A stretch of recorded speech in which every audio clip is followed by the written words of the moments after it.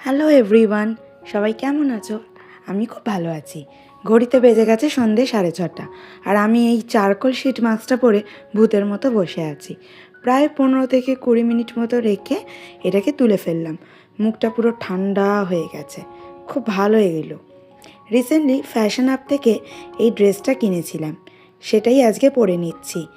এই ডেনিম ড্রেসগুলো আমার খুব পছন্দের। চলো এবার তাড়াতাড়ি রেডি হই। কোথায় যাচ্ছি এত সেজেগুজে সেটাই তো তোমাদেরকে বলা হয়নি। দিনটা ছিল 1 আগস্ট, শনিবার, আর এই দিন ছিল আমার বেস্ট ফ্রেন্ডের বার্থডে, তৌশালী। ওকে হয়তো তোমরা আগেও অনেক ব্লগে দেখেছো। ওর সাথে আমার বন্ধুত্ব শুরু ক্লাস 1 থেকে, আর আজ সেই বন্ধুত্বের সূত্রেই ও আমার ননদও। মানে ও হলো আমার মামাতো ননদ, আর আমি ওর পিস্ততো বৌদি। আর আজকে ওর জন্মদিন। আজকে ওর বাড়িতে শুধু আমরাই যাব না, আমার আরও কিছু বন্ধুরাও আসবে, যারা আমরা প্রায় জুনিয়র 1 থেকে বন্ধু। মানে সেই স্কুল লাইফ থেকে আমাদের গ্রুপটা একই রকম আছে।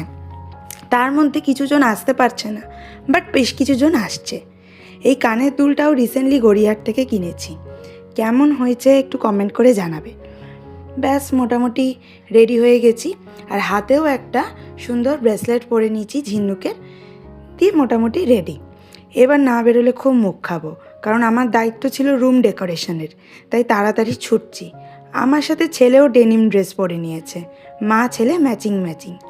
চলে এসেছি ওদের বাড়িতে। এই হলো ম্যাডাম সাজছেন, যে সাজাচ্ছে সেও আমার বন্ধু রীতা, ও খুব ভালো মেকআপ আর্টিস্ট।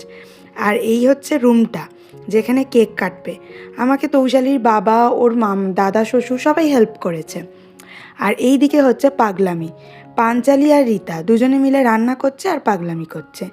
আর এই যে যিনি শুধু কোনো কাজ না করে ফটো তুলে যাচ্ছেন, হেসে যাচ্ছেন, পোজ দিয়ে যাচ্ছেন, ইনি হলো তৌশালীর শাশুড়ি মা। কেউ বলবে দেখলে।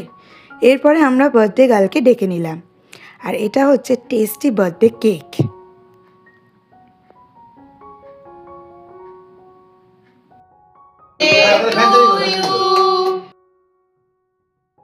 খাওয়া দাওয়া, আড্ডা, গল্প সব মিলিয়ে আনন্দ করে কাটালাম দিনটা। সবাই ভালো থাকবেন, দেখা হবে নেক্সট ব্লগে।